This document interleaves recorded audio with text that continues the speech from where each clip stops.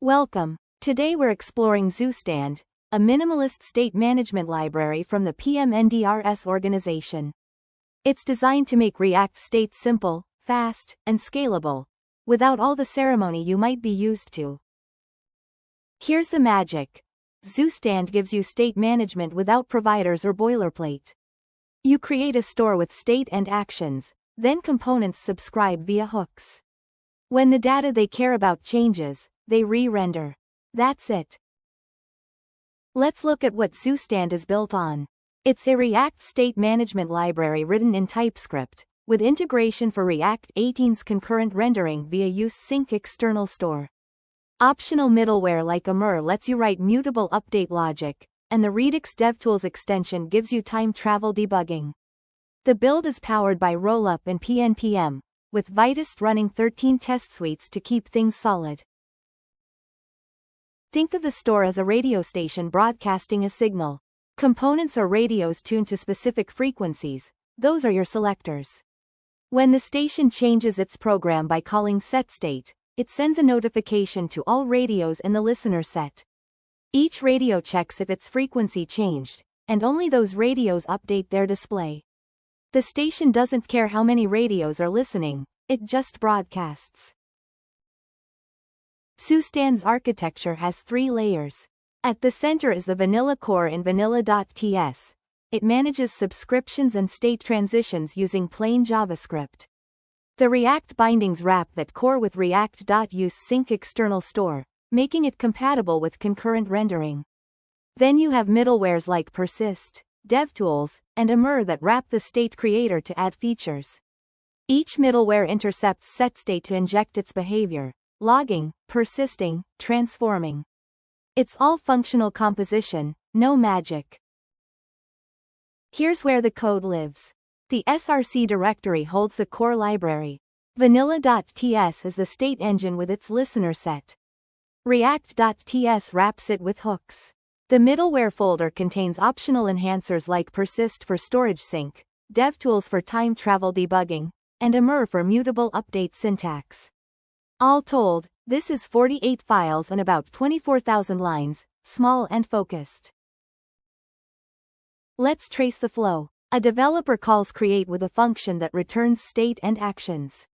The create function invokes createStore from vanilla.ts, which executes the initializer and returns an API with setState, getState, and subscribe. Create wraps that in a hook called useBoundStore and hands it back. Later, when a component calls the hook with a selector, it subscribes to the store via React's useSync external store and returns the selected slice.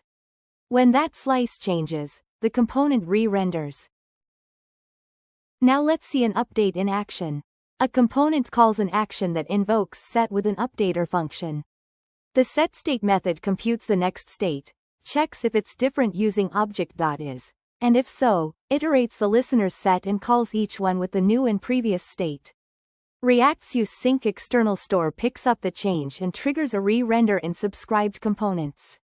Only components whose selector result changed will actually re-render. That's the key to performance.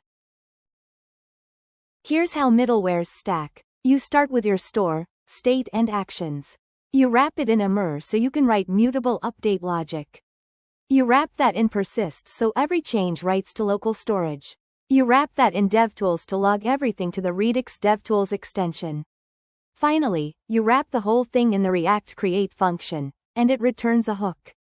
Each middleware is just a function that wraps the next, like nested shipping envelopes.